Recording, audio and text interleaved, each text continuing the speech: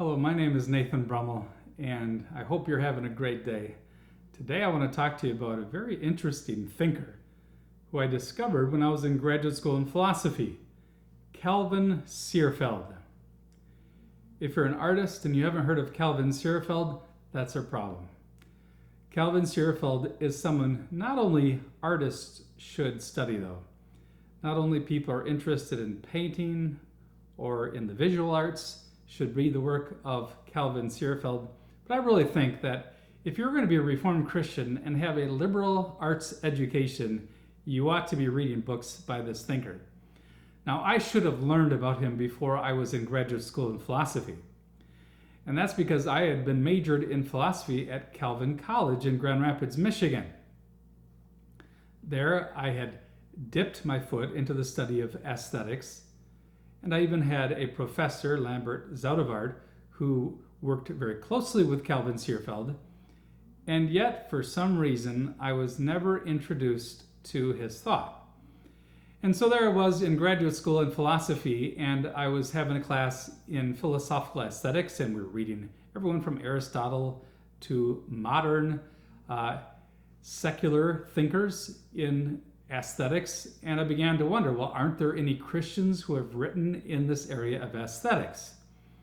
And that's where I discovered, well, yes, there were, and there was even someone who was very close to home, Calvin Seerveld, who had been teaching at Trinity Christian College and having a big impact for many years. In this introductory video, I want to introduce you to this quite intriguing thinker. Here in 2019, he is now 89 years old. He was born in 1930, and at Trinity Christian College, he had a very influential time, and then he moved on to Toronto. We're going to look at Calvin Seerveld's aesthetic theory and his attempt to develop a Christian aesthetic. Now, first of all, I want to introduce you to him and tell you a little bit about his life. My first introduction to Calvin Seerveld was coming across his book, Rainbows for a Fallen World. When I learned that Calvin Seerveld's writings were located at the library at Trinity Christian College in Palos Heights, I made a trip from Milwaukee, where I was going to graduate school, in order to look at the library there and do research on any writings of his, including unpublished writings that were available in the archives there. The first book I read, though, was Rainbows for a Fallen World, and the book blew my mind because of its profundity and also because of the wonderful poetic prose of the author. In fact, that's one reason I'm almost shy about saying anything about this author or writing anything about him. How do you write about someone who is so poetic? How do you dare to talk about someone who possesses such eloquence and has such artistic gifts? But this is my humble attempt. Now, let's talk about who Calvin Seerveld is. After he was at Trinity Christian College, he became a senior member in philosophical aesthetics at the Institute for Higher Christian Studies in Toronto, Canada. Now, that institution was affected by Doyeweerd and Vollenhoven. He had graduated with a BA from Calvin College, where he had majored in philosophy, and then he had gone and got his master's in philosophy from the University of Michigan. And then he spent 5 years on an extended European study program and received his PhD in philosophy and comparative literature from the Vrije Universiteit in Amsterdam in 1958. He has published quite a few books and articles relating to aesthetics. Now, I want to call your attention to some of his most influential works. The first was Benedetto Croce's Early Aesthetic Theories and Literary Criticism, a critical philosophical look at the development during his rationalistic years. Now, this is Seerveld's dissertation that was written for his PhD at the Vrije University in Amsterdam. The dissertation, as its title suggests, is a study of the early period of this Italian philosopher, approximately from 1900 to 1915. Now, the second and third books that caught my attention are A Christian Critique of Art and A Christian Critique of Literature. Now, those two books are the published lectures that he gave at the annual Unionville Study Conference of the Association for Reformed Scientific Studies in 1962 and 1963. They were his first attempts at developing a Reformed Christian aesthetic. But the fourth book, and the one that really caught my attention, was his books Rainbows for the Fallen World, Aesthetic Life and Artistic Task. That book was published in 1980. And Rainbows is a more systematic development of his views and an attempt to apply his theory to specific situations. It has very important chapters on his conception of modal aesthetic theory, Christian art, and the fundamental nature of art, and then other important topics in aesthetics. Now, we want to look at these different books and just let me briefly introduce you to them. You know, Seerveld's central agenda, and I think one that was very important, was to develop a Reformed Christian philosophy of aesthetics. He wanted Reformed believers to see the importance of art and literature for the whole Christian community, not just for the highfalutin people. Now, his secondary aim was to promote the arts and literature in the Christian community. He wants the Christian community to see the importance that they should attach to the arts and literature. He argues that a Christian aesthetic is important because it has the potential to transform culture. Now, I know for some of us, our ears right away poke up when we hear that language. But we don't have to be triumphalistic when it comes to our approach to art. In order to see its value, we can see that art and whatever art is something that can be valuable and meaningful for mothers who are homeschooling their children, for the Christian school teacher as she goes about teaching every day, for the wife in the home as she lays out a meal for her husband to eat, and the husband as he simply approaches whatever his hobbies might be in a way that seeks beauty. So Seerveld is correct in thinking that the arts and literature play an important role in shaping the minds of Christians and also people in the wider culture. And because of that, certainly Christians should be involved in the various arts as well. Now, we're going to look at the reasons why he thinks that the arts are important. And we're going to challenge his idea that art is worship. It kind of reminds me of how Roman Catholics want to talk about how everything is sacramental. But we're going to see that he's correct in thinking that a Christian art can play a very positive role in affecting other people around the Christian artists. And art and literature do play an important role in our society, especially as people really turn against rationalism. And for that reason, Seerveld is right that Christians should use their gifts in the artistic fields. Now, it might be surprising that one needs to argue for the importance of the arts for society and for Reformed Christian communities. But Seerveld believed that Christian communities had shied away from the arts for different reasons. Now remember, he was part of the Dutch immigrant experience. During his long career, the Dutch Reformed were still really acculturating themselves to the American context. Plus, he was well aware of the history of the Reformed churches in the Netherlands and the tension between the more pietistic forms of Reformed Christianity and those who had engaged more with the culture in the Netherlands. He understands also the difference between high art and what we could call, I guess, just everyday Christian art. It's sort of like the distinction I would make between how Christians should live really as public mystics in the presence of God every single day as they go about their work, while a Roman Catholic spirituality seems to be focusing around, life in a monastery, and the Anabaptists have a spirituality of getting away from the world, just like a Reformed approach to spirituality is one that involves really living near to God in all of life. So really, a Christian approach to aesthetics would involve appreciating beauty and even creating beauty in everyday life. Seerveld thinks that one reason why Christians have shied away from the arts is that some areas of art have been dominated by secular thinkers, and therefore Christians are hesitant to get involved in the arts.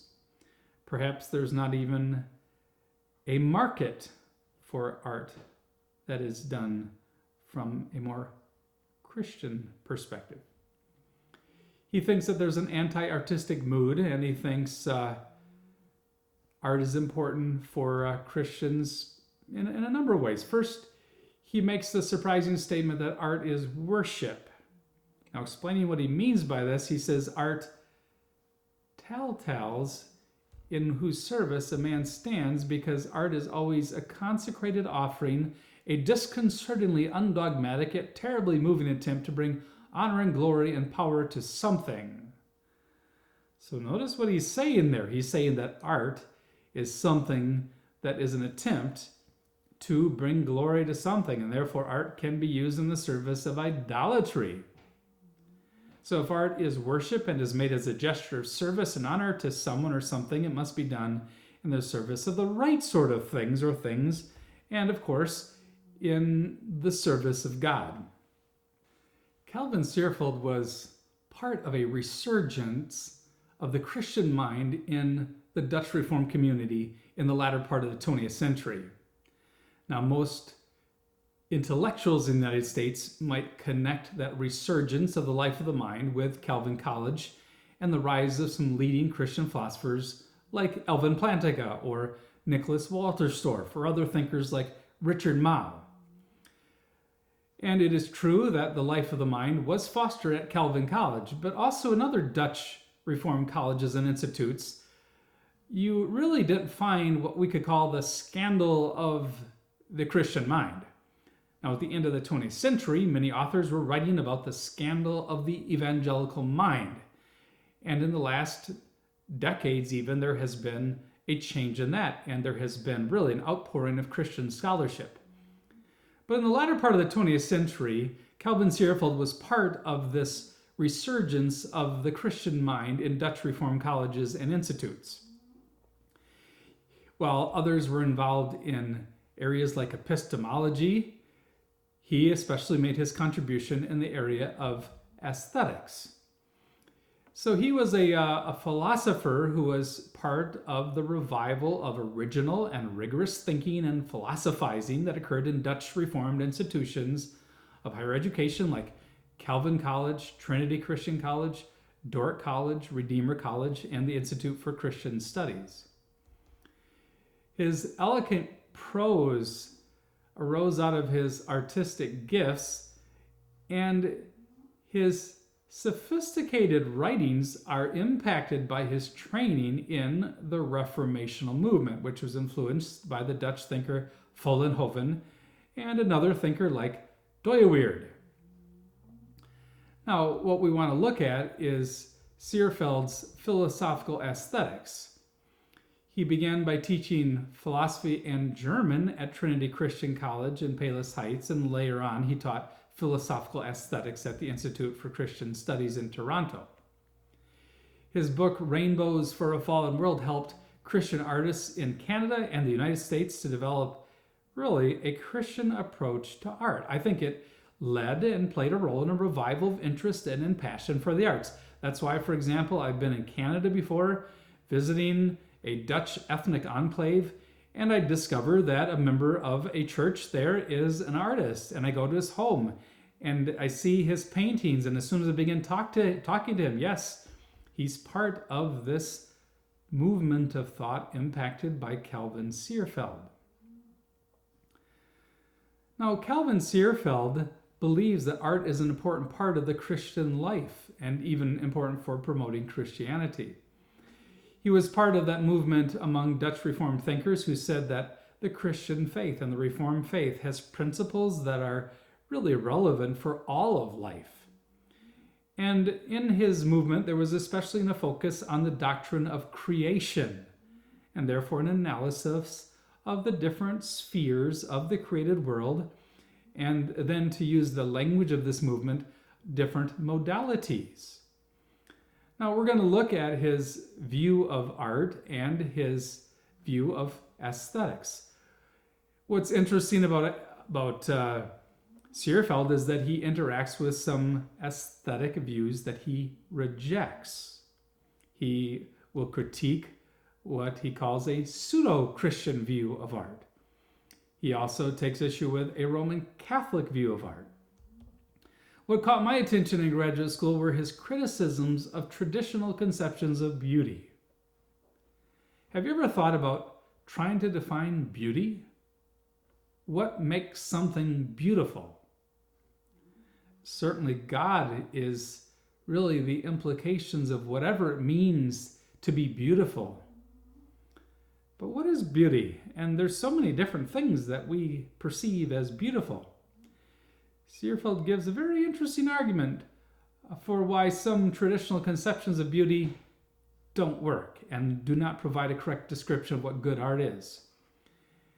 And also, I think that Seerveld was helpful for me because he took issue with some of these claims, for example, about the myth of inspiration, the myth of genius, that, the artist is someone who just sits there and gets some type of profound inspiration and doesn't have to work by the sweat of his brow. So Seerveld really gives hope, I think, to Reformed Christians. Yes, it's true, you need to have artistic gifts in order to do art in a specific field, but at the same time, good work is accomplished with sweat and tears. Calvin Seerveld takes two fundamental features of the nature of art to be: one, symbolic objectification, and two, elusiveness.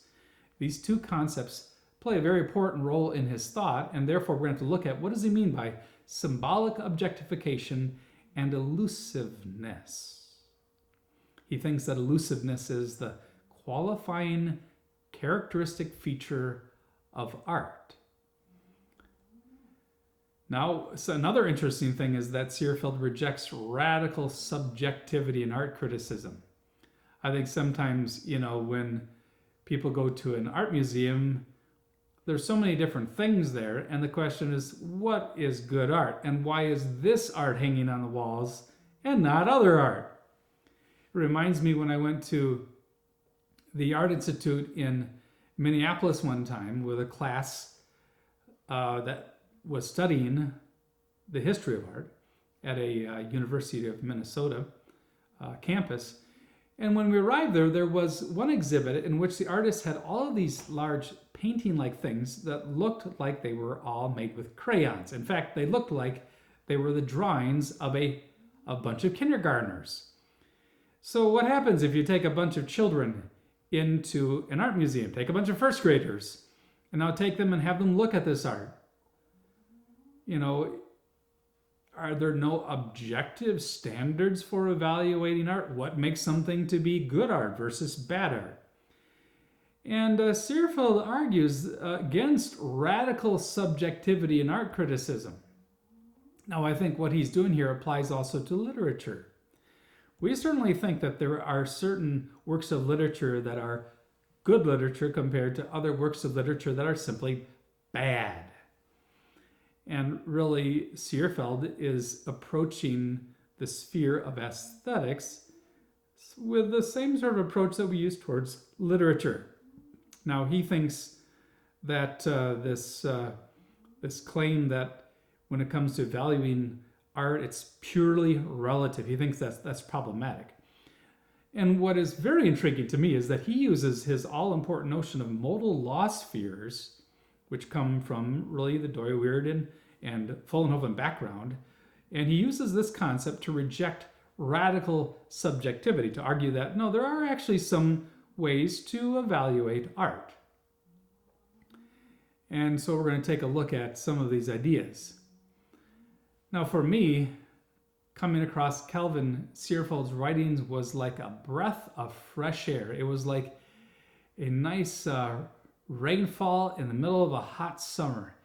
It was the introduction to someone who is intriguing and had really thought through and wrestled with topics that had only been vague in my mind. So I hope you enjoy, as in some of these future podcasts, we're going to look at some of his arguments and Calvin Seerveld's view of art.